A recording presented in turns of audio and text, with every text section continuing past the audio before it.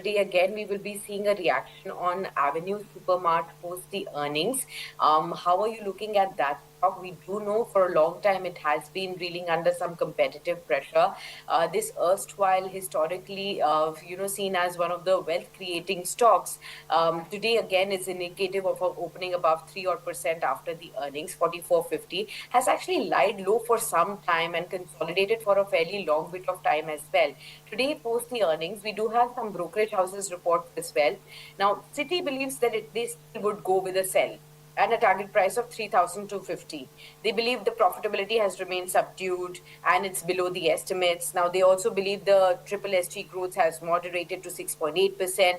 Revenue per square feet has grown by only 1.3% odd or so. So those are their, suggestions. Now, apart from this, we are also given to understand that CLSA has in fact given a high conviction kind of report where they have given an outperform rating and a target price of 6,300. So just look at the brokerage houses, how wide range of a price target they are giving on Avenue Supermart. So a contrasting report is what we have completely. Citi giving a sell rating, but CLSA saying high conviction.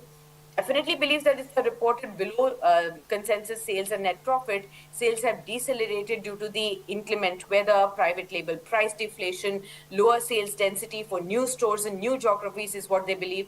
Employee cost has grown by about 33%. That's also higher. It's driven 4.6% miss on the EBITDA as well.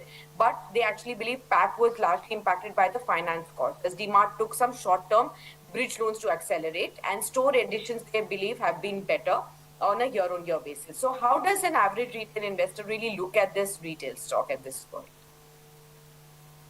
Sakshi, for DMart, it came up with its results on Friday. Not at all bad from where I see it. It is a 4% rise in its net profit and a 15% growth in its revenue. So what impresses me is a 15% rise in its revenue, because that clearly indicates that it has been able to hold on to its clients and the sales figures, and that will eventually culminate into much higher profits going forward.